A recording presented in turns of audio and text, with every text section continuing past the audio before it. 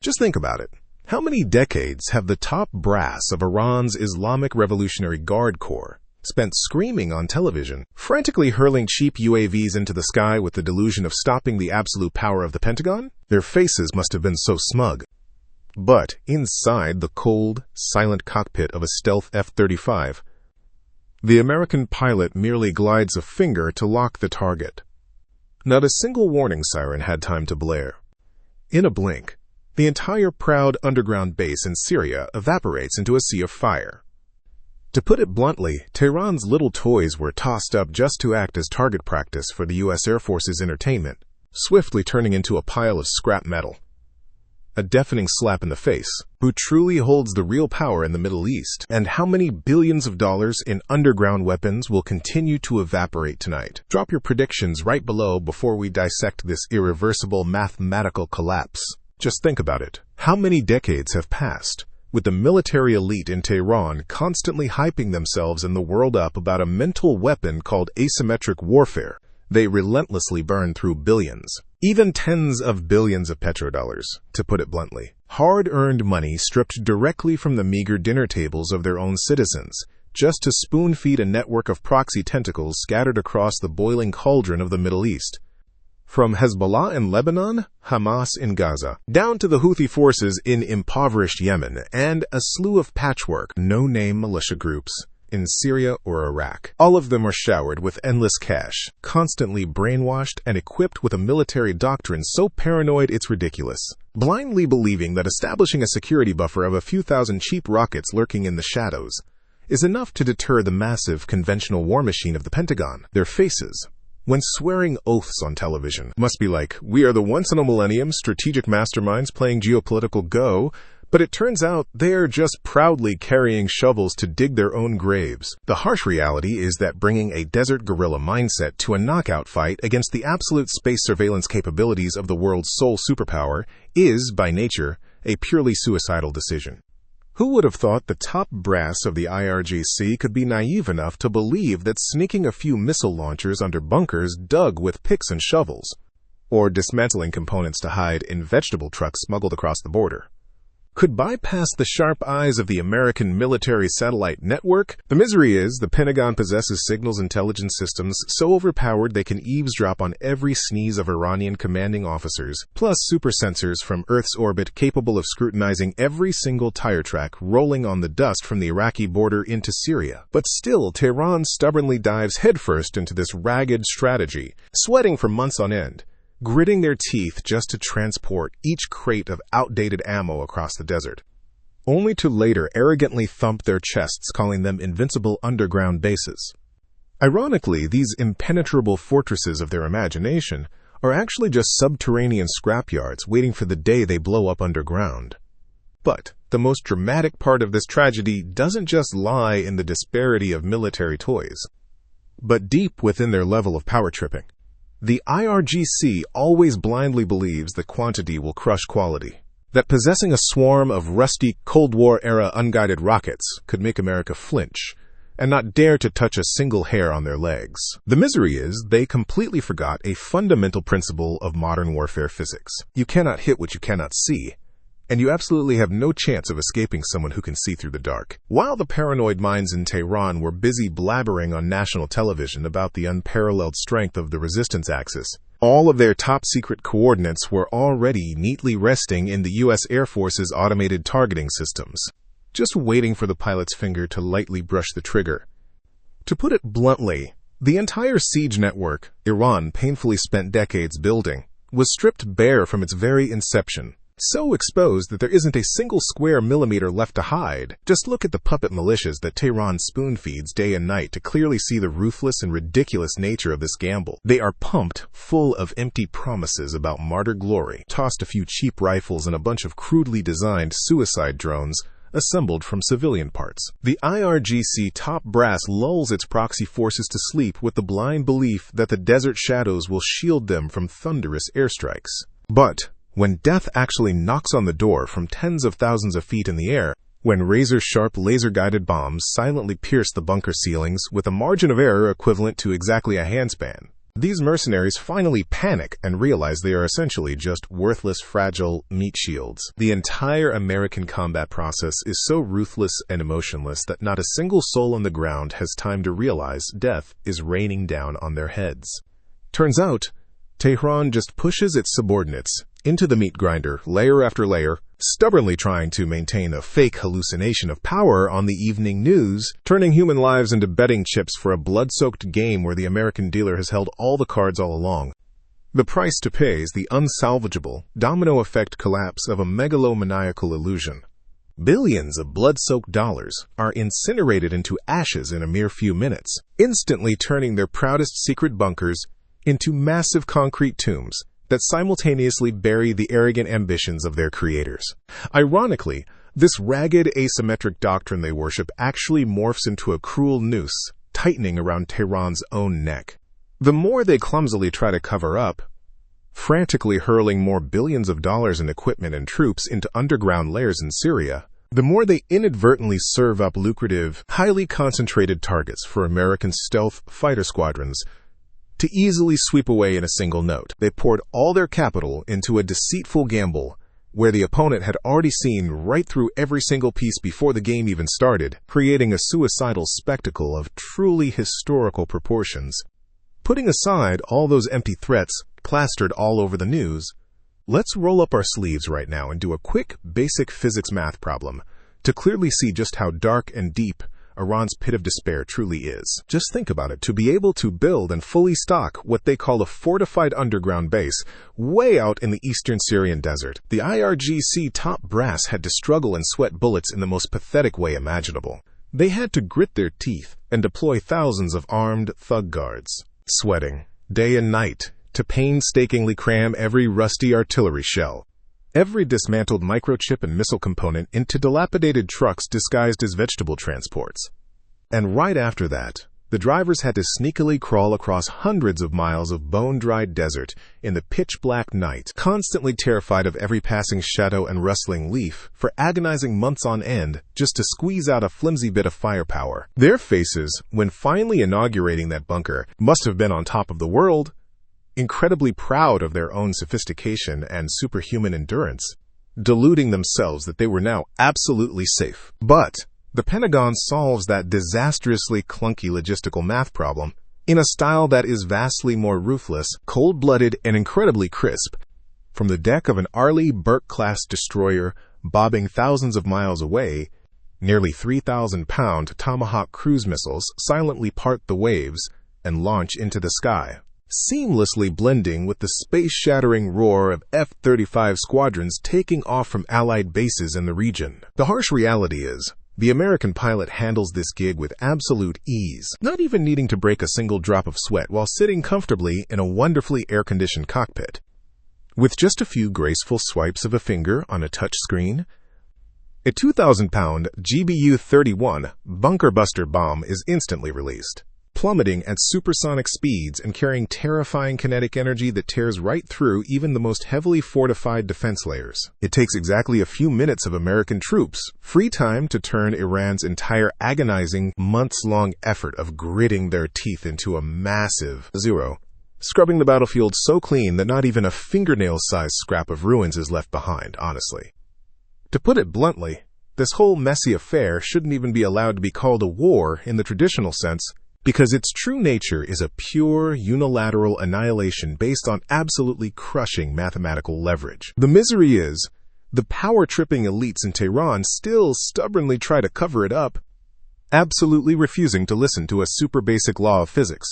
The speed at which a reinforced concrete underground structure is churned up and completely vaporized by Western precision-guided weapons is always hundreds of times faster than their dirt-poor, patched-up logistical replenishment capabilities. Those massive, dozens of feet thick reinforced concrete blocks that Tehran painfully spent tens of millions of dollars on, even draining the lives of their petty grunts to dig, pour, and reinforce, ultimately all evaporate into thin air in a heartbeat when a penetrating explosive hits dead center, with a margin of error of less than a few inches.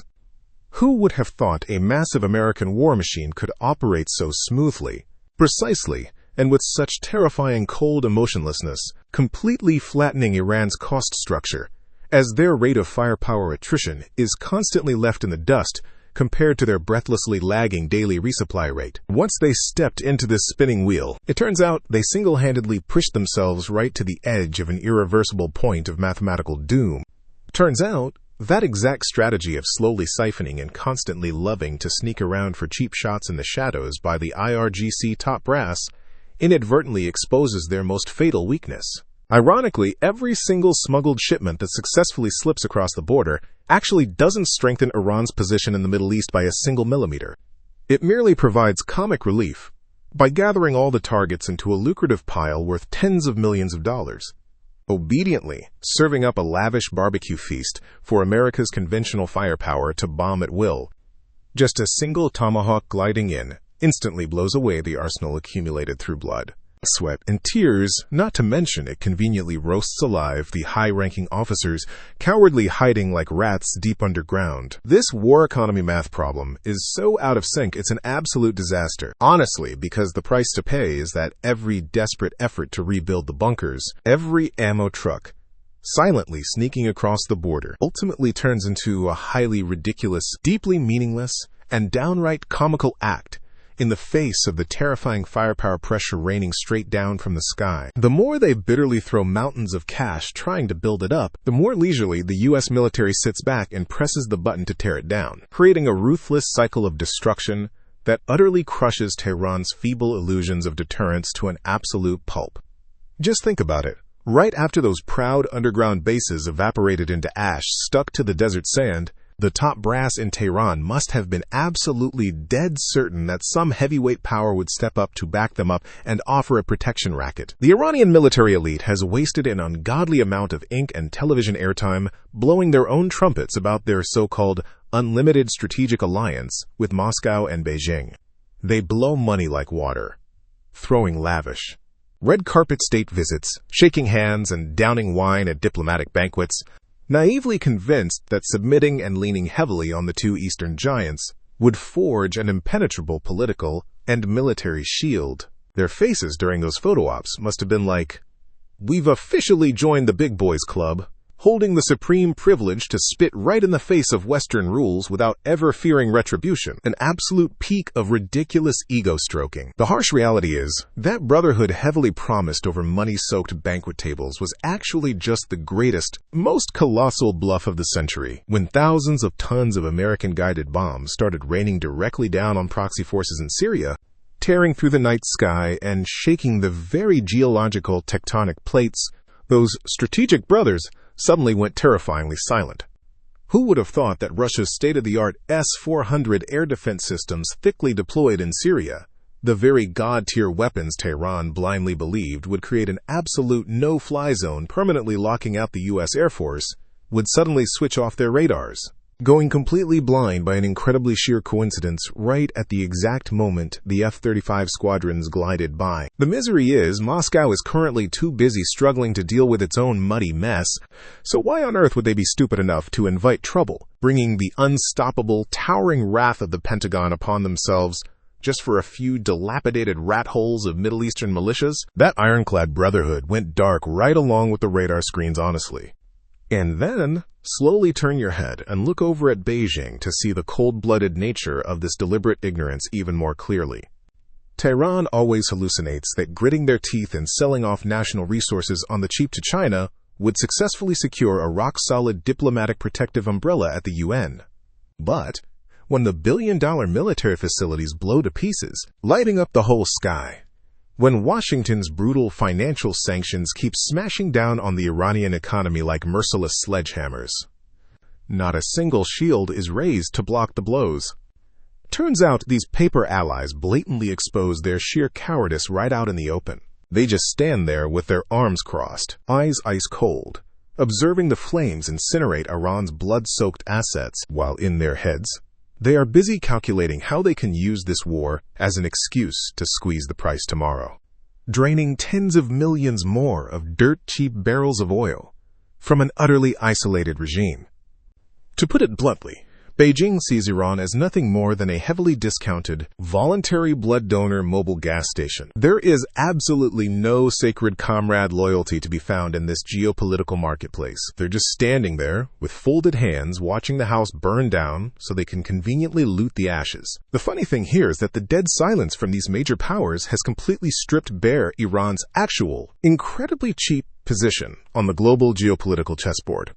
Ironically, the IRGC elites single-handedly choked out the entire economic future of their own country, kneeling down to hand over resources just to buy a counterfeit protection ticket printed on scrap paper. My face is like, feeling absolutely ridiculous on behalf of these top elites who are now frantically flailing around grasping for help, desperately burning up diplomatic hotlines, only to be met with endlessly hopeless dial tones or a few bland, utterly meaningless declarations of deep concern in the newspapers.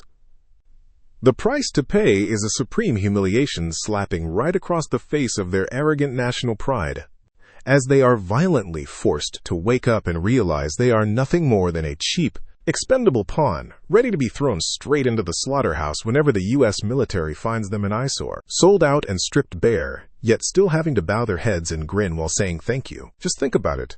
After swallowing the bitter pill and witnessing a series of billion-dollar underground facilities ruthlessly evaporated, how could the IRGC top brass just sit still and save face taking the beating? But to salvage a tiny shred of their ragged dignity in front of their utterly panicked proxy minions, they decided to unleash a bombastic retaliation strike, pressing the button to launch swarms of Shahed suicide UAVs and ballistic missiles straight toward American bases in the region.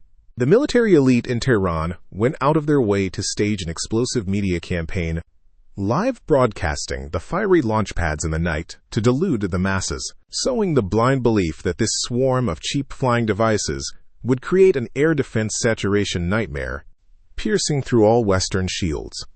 Their faces, while watching those missiles leave the pads, must have been so triumphant, acting as if they were about to engrave their names in world history with a magnificent victory bringing down the American empire. A completely delusional, collective, mid-air suicide. But the harsh reality is, those supposedly terrifying deterrent toys that once stormed through Iran's sensationally edited propaganda videos ultimately just became succulent bait for a ruthless, live-fire performance by the U.S. military. The misery is, how could those clunky Shahed UAVs, puttering along at the speed of a noisy motorcycle with lawnmower engines, ever bypass the Pentagon's ultra-sensitive early warning radar network? From the proud Patriot batteries deeply planted in the desert to the transcendent Aegis combat systems integrated on cruisers offshore, America's multi-layered defense web firmly locked onto every single target the moment they barely peeked over the horizon. Who would have thought that the wildly expensive interceptor missiles would soar up, tearing through the night with such brutal precision, creating a brilliantly colorful yet equally deadly fireworks shower in the Middle Eastern sky, leisurely plucking each drone out of the air as casually as shooting ducks? They aggressively rushed in, only to obediently rain down and turn into a pile of gray scrap metal in the desert, honestly. Turns out, this armed blackmail stunt not only failed to even scratch the itch of the American bases, but it also officially signed the death warrant for Tehran's ragged deterrence doctrine. To put it bluntly, when the faction holding supreme technology decides to get serious, the class disparity reveals its true form in an indescribably bitter way. Ironically, the more frantically the IRGC leaders struggle, the more stubbornly they hurl missiles and drones into the sky with the flimsy hope of salvaging a bit of prestige, the more they inadvertently strip away their own mask of being a regional powerhouse. Every single UAV exploding mid-air is tens of thousands of dollars of citizens' tax money burned to ashes, only to exchange it for a solid confirmation from the Pentagon about who exactly owns this sky. The price to pay is that the entire world gets to witness this ridiculous comedy firsthand, where Tehran single-handedly proves to the universe that it is essentially just a paper tiger flailing desperately inside an iron cage welded shut by Western technology. The more they try to act dangerous, the more they expose a completely pathetic level of impotence. Just think about it. While the top brass are entirely absorbed in tearing billions of dollars into gray fireworks in the deadly desert sky, let's pan the camera angle back to the destitute, pitch-black street corners right in the middle of Tehran to see the absolute rock bottom of this wretchedness. Inflation is crushing everything like a tank rushing downhill with broken brakes, turning the national real currency, which was once a source of pride, into nothing more than a pile of garbage scrap paper. Exhausted, drained working-class citizens are struggling to stand in endlessly long lines under the scorching, flesh-burning sun, gritting their teeth to dig out every last sinking coin in their frayed pockets just to buy a piece of stale flatbread to survive the day. They are completely stripped bare of their most fundamental rights, blatantly robbed of their meals and livelihoods to fund the megalomaniacal cravings of a tiny minority getting drunk on power high above. Their faces must be filled with absolute, boiling resentment when they bitterly realize their hard-earned blood and sweat money will never be used to build hospitals or schools, but is instead stuffed into smuggled convoys sneaked abroad to pamper some ragged, no-name militia groups. Out in the middle of nowhere, they are being bled dry to the very last drop, honestly. The harsh reality is, this nauseating contrast between blowing cash to burn firepower in the sky and the dirt-poor starvation on the ground has stripped bare a disgusting truth. The sacred social contract in this country has shattered into 100,000 pieces. The misery is, while the low-level grunts are brainwashed with a few cheap religious textbooks and ruthlessly shoved above ground to act as flimsy meat shields, catching all the bombs just to protect some lifeless weapon stashes, the IRGC general elites are shivering and cowering inside heavily reinforced concrete bunkers planted dozens of meters deep underground. They are so cowardly, they only dare to hide and breathe artificial air through closed membrane filtration systems, their mouths still foaming, rabidly screaming holy war into television microphones. But their hands are ice cold, gripping tightly onto briefcases fully stuffed with fake passports and US dollars, prepped for an escape route if things go south. But they have been tripping on power for so long, they forgot that the F-35 squadrons don't just bomb and tear apart physical underground bunkers in Syria. Their ear-splitting roars also shattered the arrogant fortress walls, kicking down the immortal illusion of an invincible, supreme theocratic state. Who would have thought the arrogant elites, who once aggressively summoned storms and threatened the whole world, would now turn themselves into a pack of fat rats, stuck tight in a dark cave, holding their breath and trembling while waiting for a bunker-buster bomb to knock on the door, a bunch of cowards hiding behind the shadow of the divine. Ironically, right at this boiling hot moment, Tehran's most dangerous and fatal enemy isn't necessarily the cruel air defense web of the Fifth Fleet or the fleeting stealth squadrons of the U.S. military, but rather the towering wrath, boiling and exploding right under their own boot heels. To put it bluntly, you absolutely cannot brace yourself to maintain a high-intensity proxy war, burning cash, like trash, way out beyond your borders, when your very own foundation is being chewed to a pulp by termites from the inside due to starvation, when millions of citizens have crossed the line of fear, ready to overthrow everything out of sheer desperation over an empty stomach. Turns out, every frantic effort to pump money abroad to patch up their image as a regional superpower is essentially just a ridiculous, pathetic, and cheap layer of makeup meant to cover up a diseased body heavily rotting from systemic corruption and economic sanctions. But you can't wrap fire in paper, and flashy propaganda reels can never fill the stomach of a starving nation. The price to pay is a country devastated to its absolute core, where a pile of million-dollar deterrent weapons cannot salvage a clinically dead economy, and the screaming orders from deep underground are completely drowned out by the resentful cries of a generation robbed of its future. The real power of the top brass is burning fiercely right inside their own house. Just think about it. After we've surgically dissected this entire smoking, chaotic pile of ruins, the harsh reality lies bare. Those thunderous American airstrikes in Syria were inherently never just simple, ground-clearing military campaigns. To put it bluntly, they are a cold-blooded, unappealable death sentence, the inevitable and well-deserved price to pay for the blind arrogance of a destitute nation daring to impudently challenge the order and core power of the West. A grim ending pre-programmed by the Pentagon. Turns out, the top brass in Tehran single-handedly signed their own death warrants decades ago when they stubbornly threw their citizens, blood money at building a fake empire on a foundation of megalomaniacal illusions about ragged deterrent weapons. Their faces were so bombastic when stepping up to the podium to declare holy war, but deep down they are trembling in absolute terror seeing their billion-dollar vaults blow up. They have been permanently backed into a dead end, honestly. The misery is, ironically, the louder they scream, the more America's killer satellite network is silently scrutinizing every corner, firmly locking onto the coordinates of every elite rat hole with terrifying emotionlessness. Tehran is flailing, helplessly counting down its own final days under the invisible gun barrels, aimed straight from outer space orbit. When death knocks, there is no right of refusal. If you want to continue seeing the world's craziest geopolitical scenarios, stripped bare to the bone, peeling completely off every layer of deceitful propaganda, then hit that subscribe button right now. Now, do not hastily take your eyes off the screen. Click right on the video popping up next to you to see exactly how Iran's ridiculous blackmail attempt at the Strait of Hormuz was humiliatingly and embarrassingly snapped in half by the U.S. Navy's Fifth Fleet.